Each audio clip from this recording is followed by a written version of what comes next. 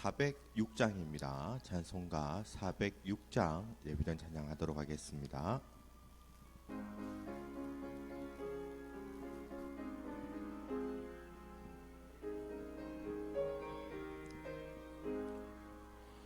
고난 내 영혼 편히 쉴 곳과 풍랑이라도 안전한 포구 폭풍까지도 다스리시는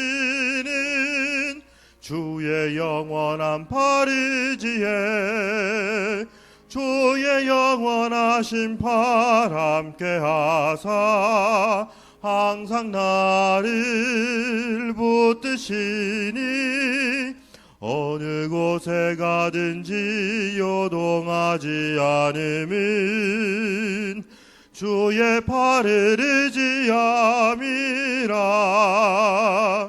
세상 친구들 나를 버려도 예수는 함께 동행함으로 주의 은혜가 충만하리니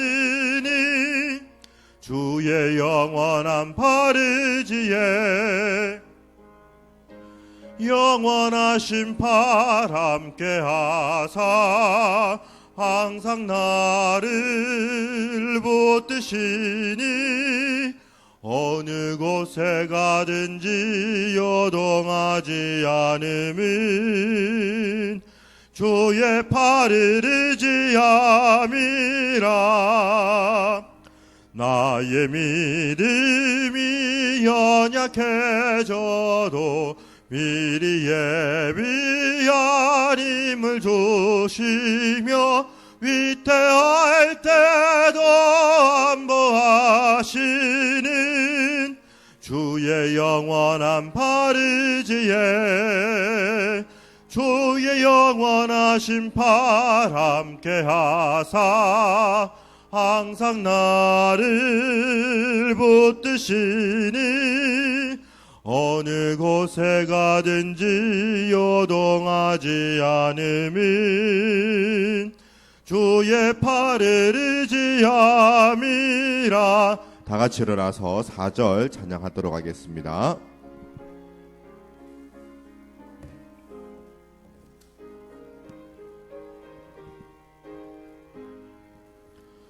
능치 못한 것 주께 없으니 나의 일생을 주께 맡기면 나의 모든 짐 대신 지시는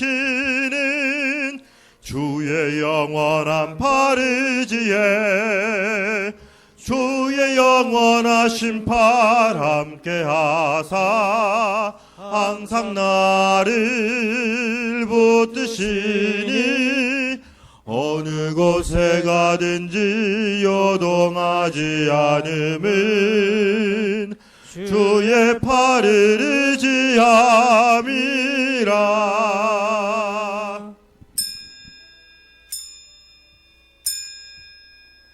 내가 두려워하는 날에는 내가 주를 의지하리이다. 아멘.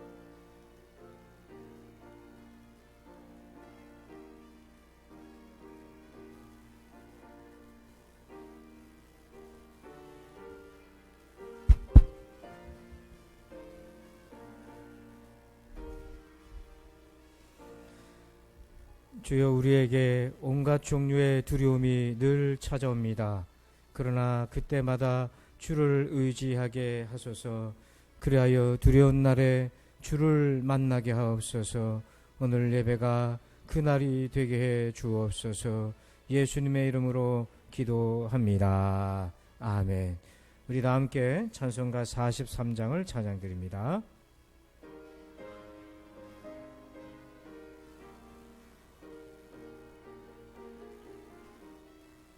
즐겁게 안식할 날 반갑고 좋은 날 내 마음을 평쾌하니 즐겁고 기쁜 날 이날에 천하 만민 다 보좌 앞에서 참되신 삼위일체 다 찬송 부르네. 이날의 하늘에서 새 양식 내리네. 성회로 모이라고 종소리 울리네. 복음의 밝은 빛은 온 세상 비치며 또 영생물이 흘러 시원케 하시네. 이 주일 지킴으로 새 은혜 입어서 영원히 쉬는 곳에 다 올라갑시다.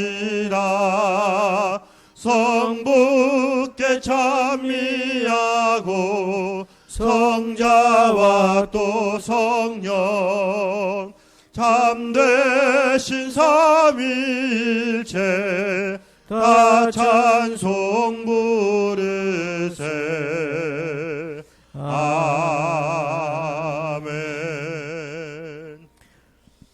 교독문 44번 시편 100편을 교독합니다. 온 땅이여 여호와께 즐거운 찬송을 부를지어다.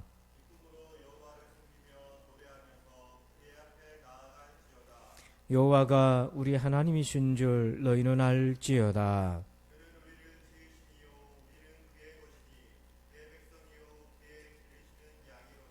감사함으로 그의 문에 들어가며 찬송함으로 그의 궁정에 들어가서 여호와는 선하시니 그 인자하심이 영원하고. 아멘. 나는 전능하신 아버지 하나님 천재 창조주를 믿습니다. 나는 그의 유일하신 아들 우리 주 예수 그리스도를 믿습니다. 그는 성령으로 잉태되어 동정녀 마리아에게서 나시고 본디오 빌라도에게 고난을 받아 십자가에 못 박혀 죽으시고 장사된 지 사흘 만에 죽은 자 가운데서 다시 살아나셨으며 하늘에 오르시어 전능하신 아버지 하나님 우편에 앉아 계시다가 거기로부터 살아있는 자와 죽은 자를 심판하러 오십니다. 나는 성령을 믿으며 거룩한 공교회와 성도의 교제와 죄를 용서받는 것과 몸의 부활과 영생을 믿습니다. 아멘. 우리 다 함께 자리에 앉으셔서 다니엘의 기도 이 찬양을 주님 앞에 올려드리겠습니다.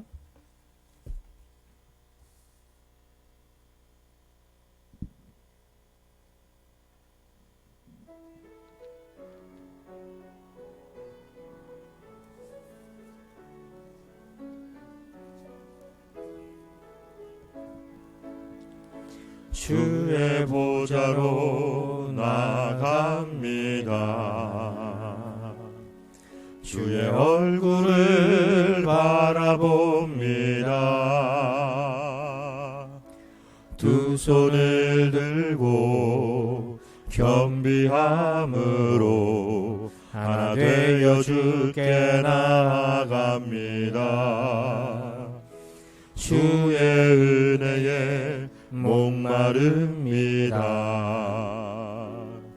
주의 음성을 사모합니다. 두려워 말라 평안하라 강건하라 강건하라. 하늘의 문 열어주소서. 주의 긍휼 베푸시옵소서. 우리의 눈을 열어 주의 보좌와 그 영광을 보게 하소서.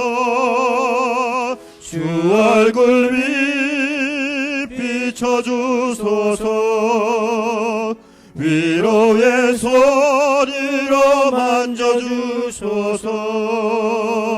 우리로 주님을 간증하는 주인공 되어 주를 자랑케 하소서. 주의 은혜 목마릅니다. 주의 은혜로 목마릅니다.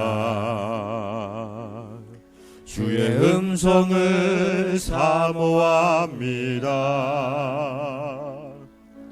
두려워 말라 평안하라 강건하라 강건하라. 하늘의 문 열어주소서.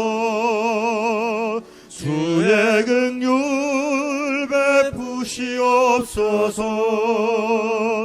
우리의 눈을 열어 주의 보좌와 그 영광을 보게 하소서.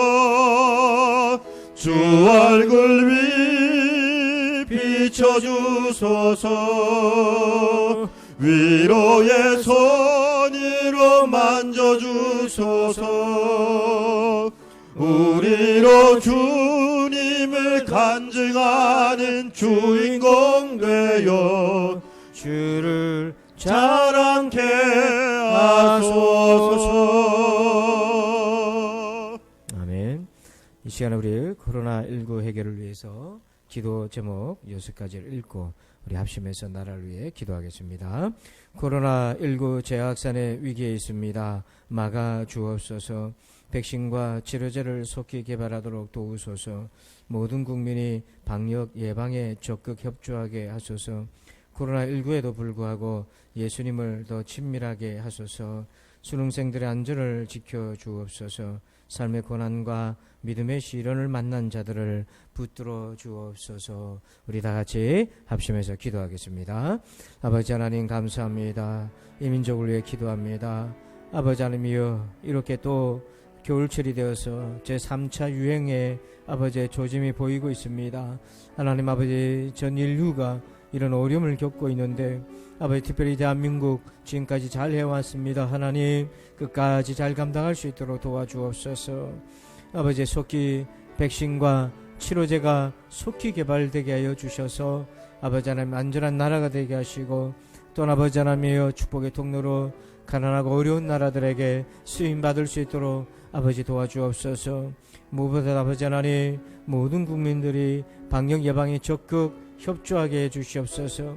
코로나19에도 불구하고 예수님을 더 친밀하게 사랑할 수 있도록 우리를 도와주옵소서. 아버지, 수능생들 아버지 수능이 얼마 남지 않았습니다. 끝까지 지켜보아여 주시옵소서. 무엇보다도 인생의 고난과 믿음의 시련을 만난 자들을 우리 하나님 위로하시고 붙들어 주셔서 최후 승리를 얻을 수 있도록 주여 도와 주옵소서. 감사합니다. 주님, 예수님의 이름으로 기도합니다. 아멘. 이 시간에는 교회 소식을 말씀드립니다. 좌우에 계신 성도들과 인사하겠습니다. 반갑습니다. 감사합니다. 오늘은 오순절 후 25번째 주일로 지킵니다. 다음 주는 11월 선교 주일로 지키겠습니다. 우리 예배 방역 예절 마스크 쓰고 거리 두는 것, 또 올라오실 때 손소독제 바르시고요. 발열 체크를 본인이 좀 하시기 바랍니다. 지금 밑에 발열 체크할 일부에는 시간이 없어서요. 여러분들이 직접 좀 챙겨주시면 좋겠고요. 우리 다니엘 기도회, 내일부터는 다니엘 기도회가 오늘까지 어제까지 마쳤고요. 내일부터는 새벽 기도회가 정상 진행이 됩니다. 그리고 이번 주 수요일부터 수요 예배가 시작이 됩니다. 그래서 저녁 7시 수요일에 예배가 있으니까요. 여러분들께서 함께 예배를 드리시면 되겠습니다. 그리고 우리 청년회는 오늘부터 2부 예배 마치고 미니 카페에서 성경 공부를 지도합니다. 여러분들 기억해 주시길 바라고요. 중보 기도회, 수능생 및 자녀들 위한 중보 기도회가 목요일 12월 3일 목요일 본당에서 진행이 됩니다. 우리 수능생은 우리 교회 관련되어 있는 수능생 2명입니다. 여러분들께서 김예은, 전수연 두 명인데요. 여러분께서 기도해 주시고 이날은 수능생뿐 아니라 여러분의 자녀들을 위해서 기도하는 시간입니다. 그래서 기간별로 시간을 배정하지만 여러분들께서 형편되는 시간들에 꼭 기간뿐만 아니라 여러분들께서 기도하는 날로 삼으시면 되겠습니다. 각 기간 총회를 마치시고 보고서를 다음 주까지 사무실로 제출해 주시고 하반기 감사가 다음 주에 있습니다. 그래서 교육부서 특별히 예산 지원을 받는 교육기관은 감사를 준비해서 다음 주에 진행해 주시길 바랍니다.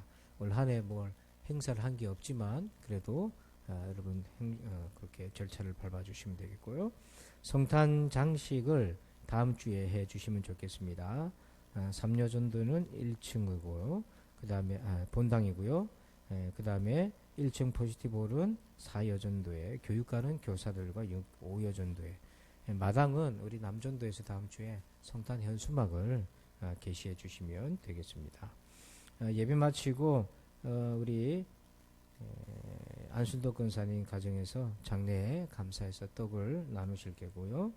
그 다음에 우리 정미선 청년이 토요일 날 결혼을 합니다. 28일 토요일 12시 반에 그 평화시장 근처에 있는 W 웨딩시티 7층에서 있는데요. 교회에서는 11시 50분에 출발하겠습니다. 바로 오실 분들은 범일역에서 한 10여 분 거리에 있습니다. 그리고 지난 주일에는 차종훈 청년이 군에 입대를 했습니다. 여러분들께서도 기도해 주시길 바랍니다. 이 시간에는 드리신 예물을 위해서 기도하겠습니다. 하나님 감사합니다. 주의 은혜로 한 주간도 살아왔습니다. 우리가 미처 깨닫지 못했고 감사하지 못했어도 여전히 하나님은 우리와 함께 하셨음을 믿습니다. 이 믿음으로 예물을 드립니다. 기뻐 받아 주옵소서. 사랑하는 주님, 계속되는 감염병의 위험에서 나라와 우리를 지켜 주옵소서. 일터에서나 학교에서 일상생활 속에서 우리의 걸음을 지도해 주옵소서. 오늘도 위로부터는 그 복을 얻기를 원합니다. 감사합니다. 주님, 예수님의 이름으로 기도합니다. 아멘. 이 시간에는 오늘 주시는 하나님 말씀을 봅니다. 요한계시록 3장 말씀입니다. 요한계시록 3장 7절에서 12절입니다.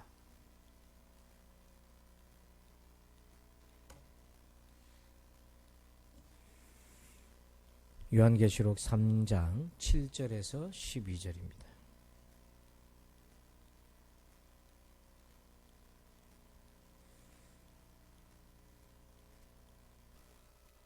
요한계시록 3장 7절에서 12절 말씀을 우리 함께 교독하겠습니다. 빌라델비아 교회 사자에게 편지하라. 거룩하고 진실하사 다윗의 열쇠를 가지시니 곧 열면 닫을 사람이 없고 닫으면 열 사람이 없는 그가 이르시되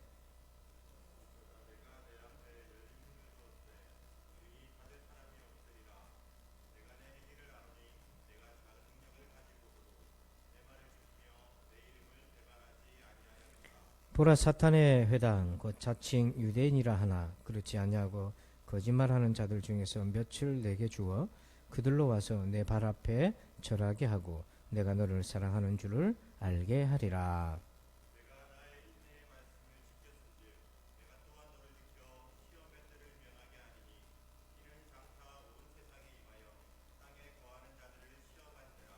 내가 속히 오리니 네가 가진 것을 굳게 잡아 아무도 내 면류관을 빼앗지 못하게 하라.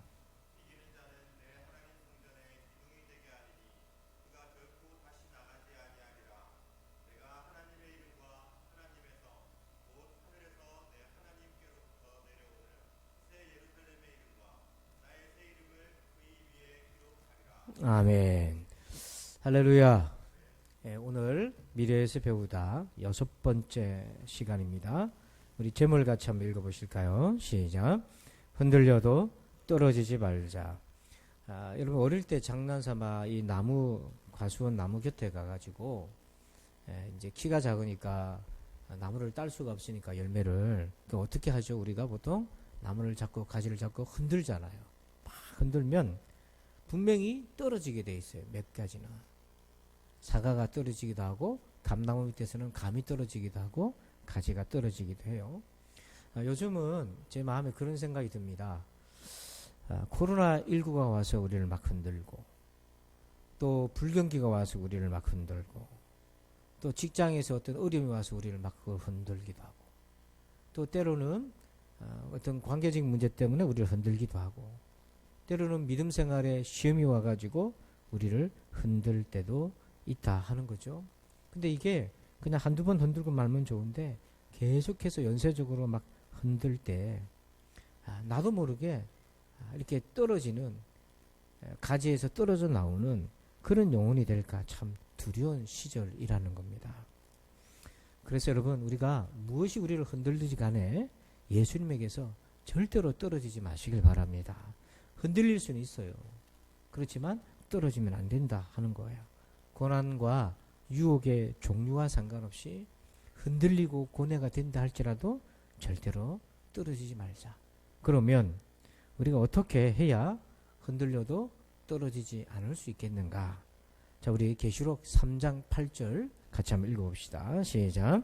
볼지어다 내가 내 앞에 열린 문을 두었으되 능히 닫을 사람이 없으리라. 내가 내 행위를 아노니 네가 작은 능력을 가지고서도 내 말을 지키며 내 이름을 배반하지 아니하였도다. 아멘. 여러분 빌라델비아 교회가 주님이 계시록에서 6번째로 보여주는데요. 이 교회를 향해서는 우리 예수님이 야단을 치거나 책망한 적이 없어요. 그런데 매우 건강한 교회였는데요. 그런데 이 교회의 특징을 예수님이 이렇게 평가해 주셔요. 네가 작은 능력을 가지고서도 내 말을 지키며 내 이름을 배반하지 않았다. 이렇게 얘기해요. 그러니까 주님이 인정했던 빌라델비아 교회는 건강한 교회, 사탄의 공격과 유혹으로부터 믿음을 잘 지키고 있는 그런 교회였습니다. 그렇다면 이런 교회는 종말의 시대 때도 이렇게 믿음을 잘 지키고 건강하게 지켜나갔던 이 교회는 성도들은 어떤 특징이 있었나? 오늘 우리는 이 빌라델비아 교회를 통해 무엇을 도전받고 배울 수 있겠는가 하는 거죠. 자, 우리 크게 두 가지를 볼 수 있어요. 자, 첫 번째는요. 제목을 같이 한번 읽어봅시다. 시작. 본질을 붙잡으라. 자, 8절을 다시 보시면 이 교회가 외형적인 특징이 있어요. 보니까 네가 작은 능력을 가지고서도 이렇게 돼 있어요. 그러니까 여기서 말하는 작은 능력이라는 건 뭐냐면 어떤 영적인 능력이 작다 이런 말이 아니고 외형적인. 그러니까 여러분 사대 교회는 유명한 교회였어요. 사대 교회는 이름도 있고 힘도 있었던 교회인데 속은 어떻게 됐습니까? 죽은 사람들이었어요. 여러분 라우디게아 교회는요 부자들이 많았어요. 하지만 그들의 영혼은 미지근했어요. 그런데 그와 같이 이 빌라델비아 교회는 여기서 말하는 능력이라는 것은 유명하지도 않고 부자가 많은 것도 아니고 교회가 능력이 어떤 재정적인 능력이라든지 교세라든지 이런 것들이 뛰어나지를 않았다는 거죠. 쉽게 얘기하면 작은 교회였다는 거예요.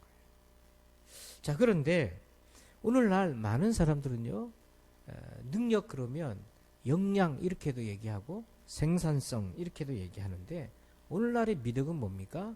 역량을 키우는 거잖아요. 힘을 키우는 것이 오늘날의 미덕이잖아요. 그래서 오늘날 시대를 생산성의 시대라고 한다는 거죠. 그건 뭐냐면 내가 가지고 있는 능력의 최대치를 뽑아내야만 인정받는 성과의 시대, 성과 중심의 사회라는 겁니다. 피터 드러크라는 분이 이 생산성을 이렇게 정의를 했어요. 생산성이란 올바른 일을 수행하는 능력을 의미한다. 그것은 곧 목표 달성 능력이다. 히트를 좀 꺼주세요. 여러분 그 직장에서 어떤 일을 맡았을 때 여러분들의 목표가 주어져 있잖아요. 그것을 달성하는 능력이 생산성인데 직장생활 하는데 그런 달성하는 능력이 모자라면 직장에서 인정받을 수가 없잖아요. 그러면 그 직장에서 머물기가 어렵잖아요. 그래서 어떤 사람들이 직장에서 인정받습니까? 이런 생산성이 뛰어난 사람. 그래서 맡겨준 일을 정말 열심히 잘하는 사람, 또 목표를 초과 달성하는 사람, 이런 사람을 성공하고 능력 있고 역량 있다고 평가를 하죠. 그래서 이 성과가 중요한 가치가 되어 있는 것이 오늘날의 시대고, 이 성과가 존재의 가치랑 연결이 돼요. 그래서 가정에서도 어떤 아빠가 인정을 받습니까? 생산성이 높은 아빠죠. 돈도 많이 벌어오고 잘 놀아주고 살림도 도와주고, 이런 일을 해내면 인정을 받는 거죠. 학생들이 학교에서 어떻게 인정받습니까? 공부 잘하고 선생님 말 잘 듣고 이렇게 성과를 내면 사랑을 받고 인정을 받는 거예요. 자, 그런데 여기 이제 맹점이 있습니다. 우리의 존재의 가치가 성과랑 직결되어 있기는 한데, 그것이 절대적이게 되면 더 이상 우리가 성과를 낼 수 없는 상황에 처해 있을 때는 우리의 존재 가치는 바닥을 평가를 받는 거죠. 존재의 의미가 없어지는 거예요. 그래서 이런 존재 가치를 상실한 사람들이 얼마나 많습니까? 수많은 청년들이 취업을 하지만 문은 좁고 대기업에 들어가는 사람은 소수이고, 대기업에 들어간 청년들은 인정을 받고 존재 가치를 평가받지만, 그렇지 못한 청년들 같은 경우에는 가정에서조차도 존재 가치를 평가받지 못하는, 그래서 너무나 고통스러운 현실로 내몰리는 것이 이 시대잖아요. 그래서 여러분, 성과가 중요하긴 하지만 그것이 존재의 가치의 절대적 기준이 돼버리면 우리 모두가 불행해지게 됩니다. 그거는 하나님의 뜻이 아닌 거예요. 여러분, 하나님은 우리를 창조하셨을 때 우리가 어떤 성과를 내기도 전에 너무너무 좋아하셨어요. 여러분이 자식을 놓았을 때 그 아이가 직장을 다녀서 월급을 받아오기도 전에 그야말로 울면서 젖과 기저귀를 끊이면서 가는 그 기간 동안에 아무런 성과가 없었어도 존재 그 자체로 기뻐하셨잖아요. 하나님은 우리의 존재 가치를 어떤 성과의 기준으로 평가하시지 않는다는 거죠. 교회 안에 이것이 침투하게 되면 굉장히 위험해집니다. 고린도전서 4장 7절에 보면, 누가 너를 남달리 구별하였느냐? 내게 있는 것 중에 받지 아니한 것이 무엇이냐? 네가 받았은즉 어찌하여 받지 않은 것 같이 자랑하느냐? 고린도 교회 안에 자랑하기를 시작했어요. 사람들이. 교회가 병들기 시작한 시점은 바로 이 자랑하기 시작한 시점부터예요.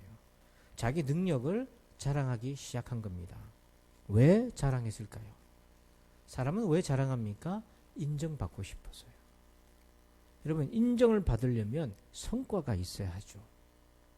그리고 그 성과를 자랑해서 알려서 인정받아야만 만족하는 거예요.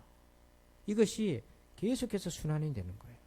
그런데 묘하게도 성도가 자랑으로 인정받으려면, 성과를 나타내고 자랑으로 인정을 받으려 한다면 이미 복음으로부터 떨어지고 마는 겁니다. 어떤 분이 교회가 건축을 했는데, 성도 수는 우리랑 비슷한데 교회가 건축을 했는데 건축비가 28억이 들어갔어요. 28억이 들어갔는데 빚이 절반 이상이 된 거예요. 그런데 여러분, 우리 성도들이 한 10몇 억의 빚을 갚는다고 생각해 보세요. 이자를 제대로 갚을 수 있겠습니까? 우리가 1년 내내 쓰는 예산이 빠듯한데요. 이자도 쳐내기 어려워요. 그러다 보니까 계속해서 지을 때는 좋았는데 감당이 안 되니까 성도들이 헌신하고 2번, 3번 헌신하다가는 성도들도 다 지쳐버렸어요. 자, 그러는 과정에서 그 안에 우리가 이름만 말하면은 알 수 있는 음식 체인점 대표 회장이 그 교회의 안수 집사였어요. 그분은 자기 개인적 능력으로도 얼마든지 해결할 수 있는 능력이 있었어요. 그런데 무슨 얘기를 하냐면, 나를 장로를 시켜주면 내가 그 빚을 대신 갚겠다, 이렇게 얘기를 한 거예요. 성도가 자기가 가지고 있는 그 어떤 능력으로 그걸 인정받고 자랑받으려 한다면 복음으로부터 떨어지게 되는 거죠. 우리가 하나님 앞에서 어떤 행위로 성과로 인정받는 존재가 아닙니다. 하나님은 우리가 예수 그리스도를 믿는 그 믿음을 보시고 하나님의 백성으로 인정해 주시는 거죠. 그리고 설령 우리가 열심히 해서 어떤 성과를 낸다고 해도 그건 순수하게 내 것이 아닌 겁니다. 우리의 존재는 하나님 앞에서 뭔가를 인정받을 만한 선한 것이 없는 존재인 거죠. 그래서 하나님이 우리를 인정하시는 때는 오직 하나, 우리가 예수님을 그리스도이시자 하나님의 아들로 믿을 때인 겁니다. 그런데 이런 성과주의, 능력주의가 교회에 파고 들어온 것이에요. 그래서 이것의 지배가 되면, 이것이 지배 논리가 되면 그 다음부터는요, 복음의 능력으로부터 멀어져요. 그게 사대교회와 라오디게아 교회가 고스란히 경험했던 거예요. 자, 그런데 빌라델비아 교회는 이런 점에서 매우 건강했어요. 작은 능력이라고 위축된 게 아니에요. 이들이 생각은 능력의 크기가 본질이 아니라는 것을 그들은 이미 정립을 했어요. 진정 중요한 거는 내가 가지고 있는 역량과 능력의 크기가 아니다. 그래서 예수님이 빌라델비아 교회를 칭찬한 것은 비록 작은 교회였지만 그 누구보다도 본질을 붙잡았다는 거예요. 그 본질이 무엇이었습니까? 3장 8절을 보면 하반절에 이렇게 되어 있잖아요. 능력은 작지만은 내 말을 지키고 내 이름을 배반하지 아니하였도다. 무엇입니까? 하나님 말씀에 순종하고, 그리고 끝까지 무슨 일이 있어도 예수님을 배반하지 않는 믿음의 사람이 된다는 것, 이것이 자기들의 인생의 본질이라고 그들은 명확하게 본질을 정리를 한 거예요. 여러분은 무엇을 본질로 추구하고 있습니까? 끊임없이 이 세상에서 내가 가지고 있는 역량과 능력을 키우는 것을 본질로 삼고 있고 목적으로 삼고 있습니까? 아니면 비록 내 능력이 조그맣다 할지라도 내가 하나님 말씀에 언제 어디서나 어떤 상황에서도 순종하고 어떤 위기가 와도 하나님을 배반하지 않는 그러한 믿음의 사람이 되기를 소원하고, 그것이 여러분들의 본질입니까? 다니엘 기도에 임종원 목사님 간증이 있었는데요. 이분은 우연치 않게 개척교회를 세우고 전도를 하다가 무당을 전문적으로 전도하는 사역을 하게 되었습니다. 천안에서. 그런데 전국적으로 보면 천안에도 굉장히 무당집이 많았던 거예요. 근데 한 번은 박수 무당을, 남자 무당을 이렇게 만났는데 이 남자 무당이 예전에 교회를 다녔다는 거예요. 근데 무당들 중에 많은 수가 교회를 다닌 사람들이었어요. 상당수가. 근데 이 박수 무당이 얼마나 용했던지 정치인들, 기업인들이 줄을 서서 선거철이나 어떤 경제적 어려움이 오면 줄을 서서 이 집에 진을 치고 있었어요. 그래서 돈을 많이 벌었어요. 대부분 무당들은 가난한데요. 이 사람은 집도 여러 채가 있고 보니까 목에, 팔에, 귀에, 손가락에 전부 금으로, 목걸이와 팔찌와 금으로 치장을 다 했어요. 한 번 보더라도, 한 번만 봐도 돈 많은 무당이라는 걸 한눈에 알 수 있었어요. 그런데 몸이 불편한데 보니까 다리 한쪽을 잘라낸 거예요. 다리가 썩어가는 병이 있었는데. 근데 잘라냈는데도 그 잘라낸 부분에서 또 이 다리가 썩어서 점점 올라오기 시작하는 거예요. 진물이 나고. 이게 보니까 귀신이 무당에게 주는 무병인 거예요. 자기 할머니도 이 병에 걸려서 죽었다는 거예요. 자기도 죽어가고 있는데 이 목사님이 지나가다가 보니까 그렇게 자기 다리를 보고 욕을 하고 있더라는 거예요. 그래서 하도 이상해서 왜 그러냐고 하다 보니까 자기가 귀신의 그 무병에 걸려가지고 이렇게 죽어가는데, 자기 안에 목에는 금사슬, 팔에도 금팔찌, 금목걸이, 금가락지, 금귀고리, 집은 여러 채지만 아무 소용이 없는 거예요. 유명한 정치인도 알아주는 무당이라도 아무 소용이 없어요. 귀신의 그 저주 앞에서 죽어가고 있으니까요. 그런데 어떤 일이 있었냐면 이 목사님이 그 박수 무당을 전도하기 시작했어요. 복음을 전했어요. 예수님을 전했어요. 그래서 이 사람이 여러 차례 복음을 듣고는 끝에 마지막에 예수님을 영접했어요. 근데 놀라운 일이 일어납니다. 영접하고 복음을 들을 때마다 그 안에 있는 귀신들이 하나씩 나가기를 시작하고요. 나중에 보니까 썩어서 짓물렀던 다리가 고쳐지고 회복되기 시작한 거예요. 여러분, 우리의 인생의 본질이 무엇입니까? 내게 있는 능력을 계속해서 키워서 자랑하고 인정받고 그렇게 살아가는 것인가요? 아니면 하나님 말씀에 어떤 처지형편에 드신지 순종하고 예수님을 배반하지 않고 끝까지 영원한 주의 나라를 붙드는 것이 오늘 우리의 본질입니까? 빌라델비아 교회는 바로 본질이 무엇인지를 정확하게 알고 그걸 붙잡았어요. 그렇다면 이렇게 작은 교회가 어떻게 그 사탄의 핍박과 유혹 속에서도 그렇게 순종하고 믿음을 끝까지 배반하지 않고 지킬 수 있었나? 그러면 그 비결이 뭔가? 두 번째 주시는 음성을 들어봅시다. 우리 제목을 같이 읽어봅니다. 시작. 하나님의 도움을 구하라. 여러분, 하나님의 도움을 구하세요. 혼자 하려 하지 말고 여러분의 의지로 하지 마시고 하나님의 도움을 구하세요. 그러면 이 빌라델비아 교회는 어떻게 도움을 얻었나? 그 힌트가 있어요. 7절 말씀을 봅시다. 같이 읽어봅니다. 시작. 빌라델비아 교회의 사자에게 편지하라. 거룩하고 진실하사 다윗의 열쇠를 가지시니 곧 열면 닫을 사람이 없고 닫으면 열 사람이 없는 그가 이르시되 아멘. 여러분, 그 7교회에 예수님이 자신을 소개할 때마다 그 표현과 호칭이 틀려요. 동일하지 않아요. 그것은 그 교회의 상황에 맞게끔 예수님의 자신의 모습을 이렇게 적합하게 소개하시는 거예요.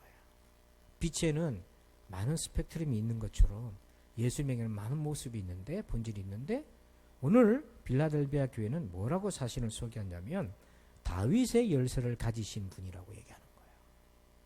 열면은 닫을 자가 없고 또 닫으면 열 사람이 없는 열쇠의 권세를 가지신 분이 예수님이다. 그런데 이 다윗의 열쇠라는 말을 들으면 초대교회 성도들은요 딱 알아차렸어요. 무슨 의미인지. 마태복음 16장 19절에 예수님이 베드로에게 이렇게 얘기했어요. 내가 천국 열쇠를 내게 주리니 네가 땅에서 무엇이든지 매면 하늘에서도 매일 것이요 네가 땅에서 무엇이든지 풀면 하늘에서도 풀리리라. 예수님 베드로에게 천국 열쇠를 주신다 그랬고 땅에서 매면 하늘도 매이고 풀면 하늘도 풀린다. 천국 열쇠를 주셨는데 이것을 성도들은 어떻게 적용했냐면 마태복음 18장 18절에 이하에 이렇게 적용했어요. 진실로 너에게 이르노니 무엇이든지 너희가 땅에서 매면 하늘에서도 매일 것이요 무엇이든지 땅에서 풀면 하늘에서도 풀리리라. 아까 마태복음 16장과 같은 말이잖아요. 그런데 19절에 읽어봅니다. 시작. 진실로 다시 너희에게 이르노니 너희 중에 두 사람이 땅에서 합심하여 무엇이든지 구하면 하늘에 계신 내 아버지께서 그들을 위하여 이루게 하시리라. 아멘. 무엇입니까? 이 열쇠는 바로 함께 기도하는 것이에요. 그래서 다윗의 열쇠 그러면 초대교회 성도들은 합심해서 기도하는 걸 바로 알아차렸던 거예요. 함께 기도하는 거예요. 두 사람은요 단지 두 명이 아니고 바로 교회를 일컫습니다. 교회가 기도에 전심을 쏟은 거예요. 빌라델비아 교회가 교세는 약하지만 능력은 작지만 무엇에 그들이 전심했냐면 그렇기 때문에 더 기도하는데 힘을 썼던 거예요. 기도도요 혼자 할 수 있지만 혼자 하다 보면 쉽게 지칠 수 있어요. 같이 기도하는 거죠. 그래서 작은 능력의 교회인데 그 핍박과 유혹 속에서도 믿음을 지키고 순종할 수 있었던 거는 함께 기도했기 때문에요. 여러분, 기도하는 게 쉽지 않죠? 이번 다니엘 기도회가 21일간 있었는데 여러분 저녁 8시부터 하는 건데 퇴근하고 함께 해볼까 이런 마음도 있었겠고 집에서 하신 분도 계셨겠지만 쉽지 않으셨죠? 그렇습니다. 그만큼 중요하기 때문에 쉽지 않은 일입니다. 그러나 그럼에도 불구하고 반드시 해야 할 일이라는 거죠. 그러면 이 빌라델비아 교인들은 어떻게 뭘 놓고 기도했냐 도대체? 무엇을 놓고 기도했던 것인가? 기도의 방향이 세 가지가 있었어요. 첫째는 뭐냐면 온전한 순종을 위해서 기도했어요. 8절 말씀 보니까 네가 작은 능력을 가지고서도 그 다음 뭐라고 돼 있습니까? 내 말을 지키며. 형편이 넉넉하지 않고 어려웠지만은 그래도 하나님의 말씀은 지켰다는 거예요. 순종했다는 거예요. 여러분, 순종이 얼마나 어렵습니까? 우리 각자는요, 방들이 있어요. 거실처럼 우리 주님께 내준 방이 있고요. 골방처럼 아무도 모르는 방을 다 가지고 있어요. 하나님이 에스겔에게 이스라엘이 망하기 직전에 예루살렘 성전의 환상을 보여줬어요. 얼마나 예루살렘 성전이 타락했는지를 환상을 보여주셨는데요. 그걸 보기 전까지는요, 소문만 듣고 실체는 몰랐는데 하나님이 다 보고 계신 걸 보여줬어요. 그게 에스겔 8장 10절에 있는데 하나님이 은밀한 방을 보여줬는데요. 그래서 에스겔이 환상 중에 그 길 들어갑니다.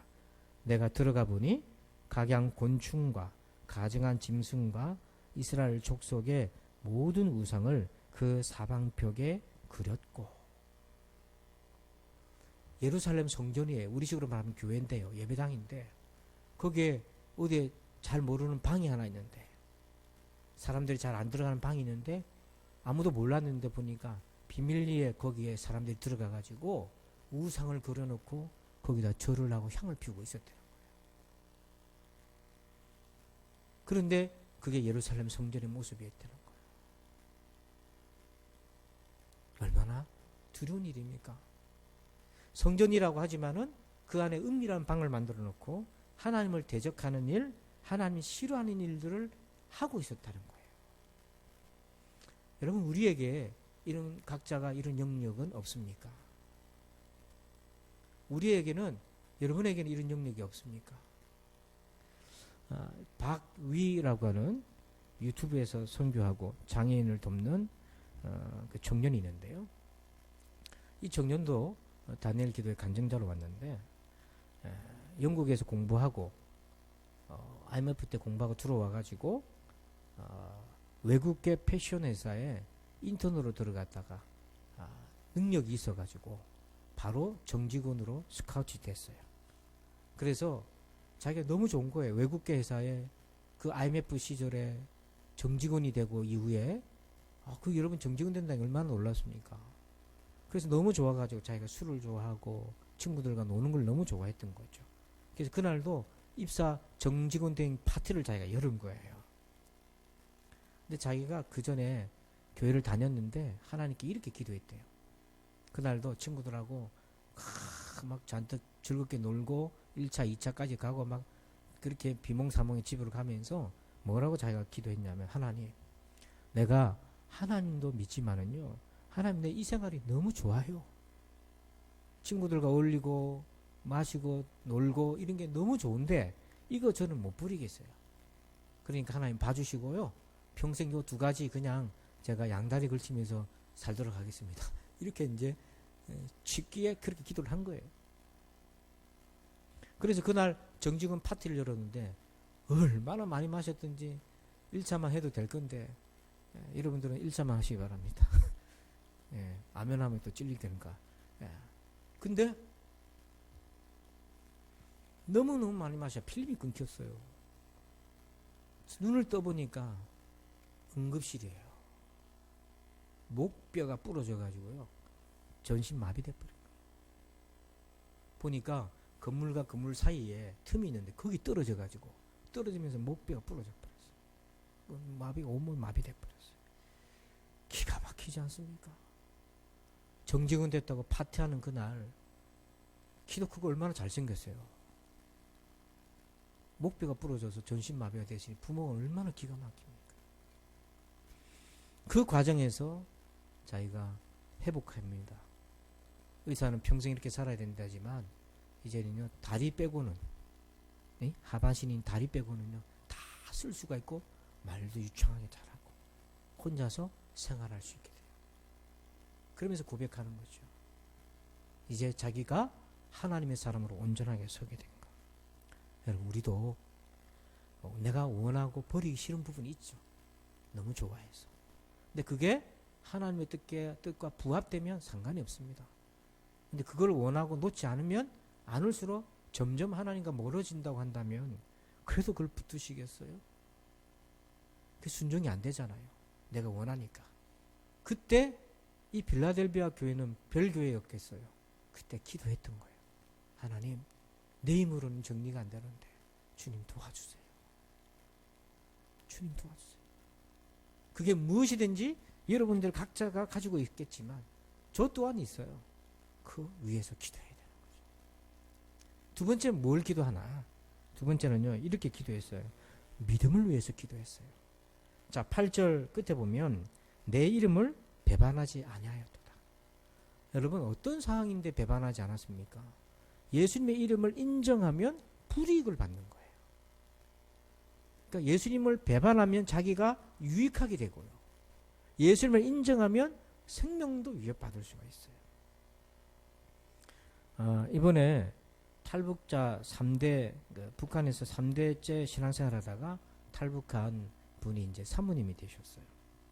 목회자의 아내가 돼서 탈북자 교회도 하고 선교를 하는데, 이분은 북한에서 할머니, 부모님 자기 때까지 3대째 비밀리에 신앙을 물려받은 거예요. 그런데 궁금한 거는 여러분들 이제 유튜브에 있으니까 강의를 이제 간증을 들어보면 되는데, 고모도 예수님을 잘 믿었는데 아버지가 예수 믿는다는 이유로 보이부에 붙잡혀갔어요. 고모가 집을 찾아와서 위로를 하는데 자기 걱정돼가지고, 고모 괜찮겠어요?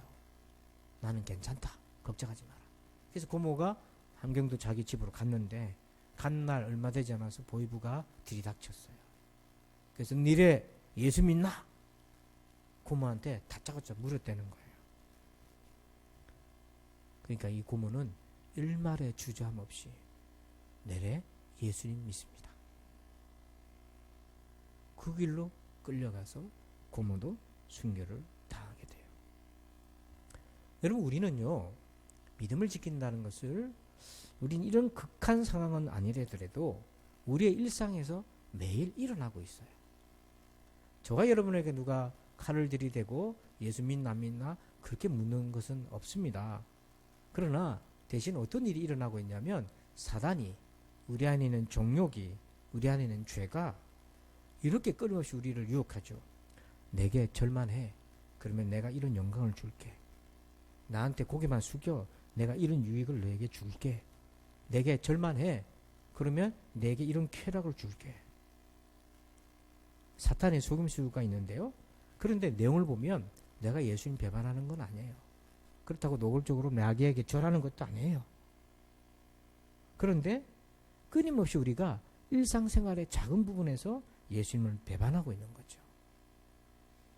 여러분, 기도는요, 정말 작고 구체적인 것을 놓고 사소한 것일 때 그렇게 놓고 기도하셔야 돼요.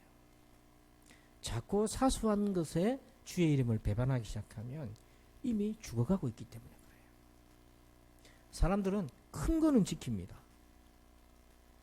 큰 거는 지키는데 작고 사소한 거는 어겨요.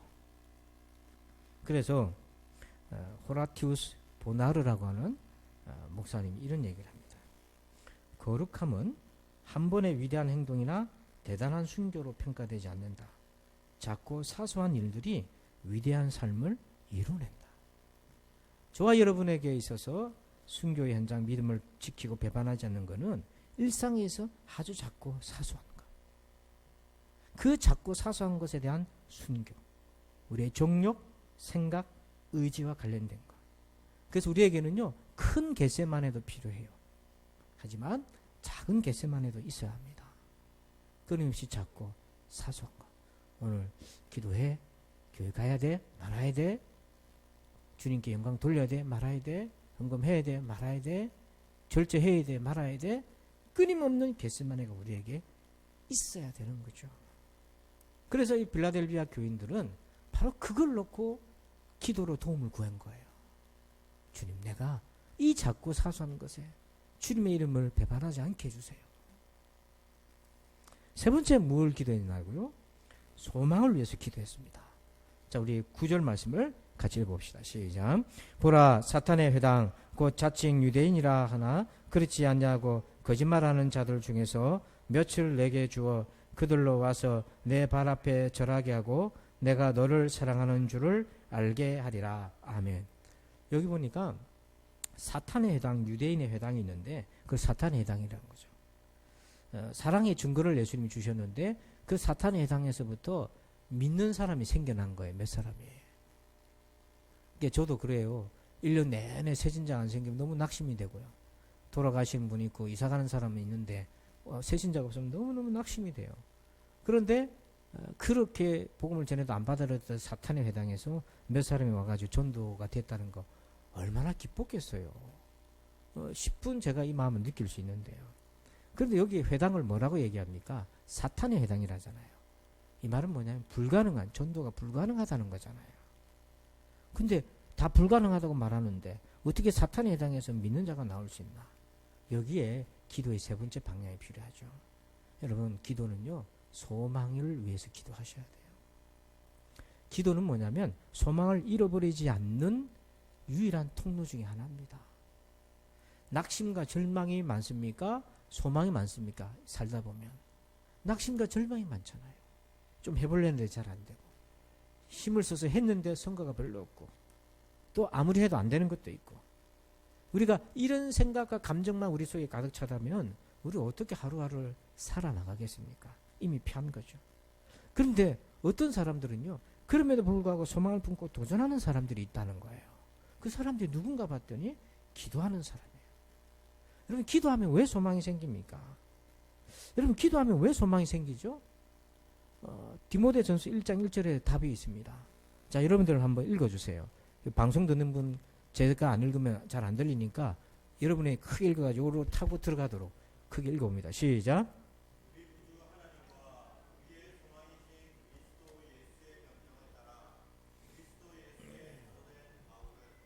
아멘. 거기 앞에 보니까 예수님을, 그리스도를 뭐라고 얘기하고 있습니까? 바울이 우리의 소망이신 그리스도.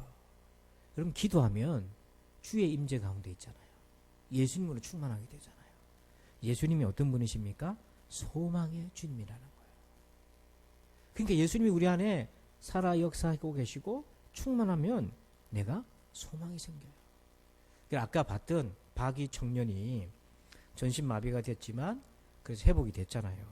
그래서 유튜브 방송을 하는데 그걸 보고는 어떤 목사님이 전화가 왔어요. 울산에서.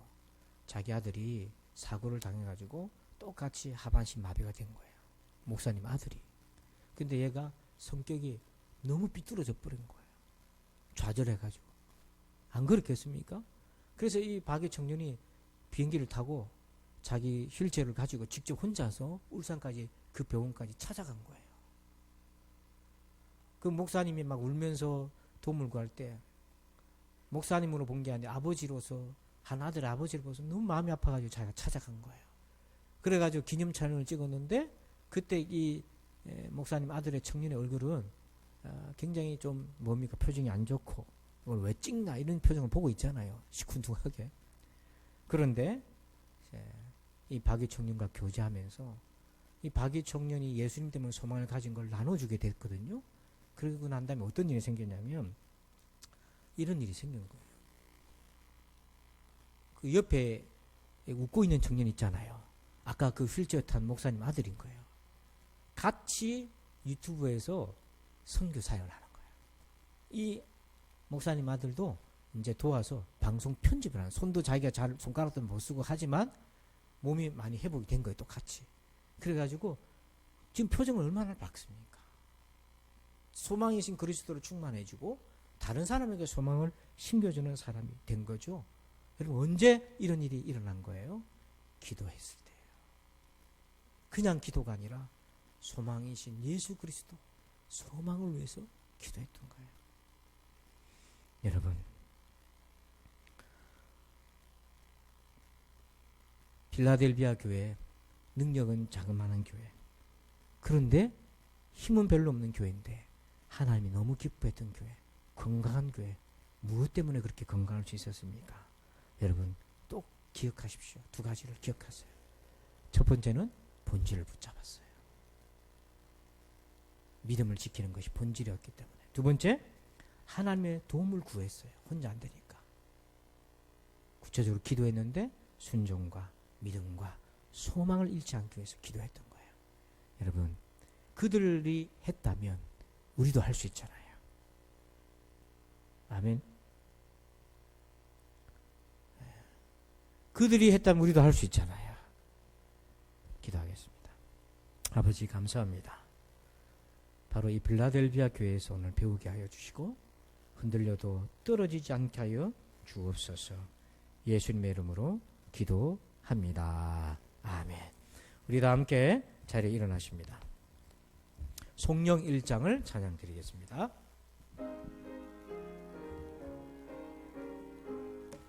만복의 근원 하나님 온 백성 찬송 드리고 저 천사여 찬송하세 찬송 성부 성자 성령 아멘. 이제는 우리 구주 예수 그리스도의 은혜와 하나님 아버지의 그 크신 사랑하심과 성령님의 감화 감동 교통의 충만하심의 역사하심이 오늘도 흔들려도 떨어지지 않기를 원하는 저들 위해 이제부터 영원토록 함께 계실지어다. 아멘.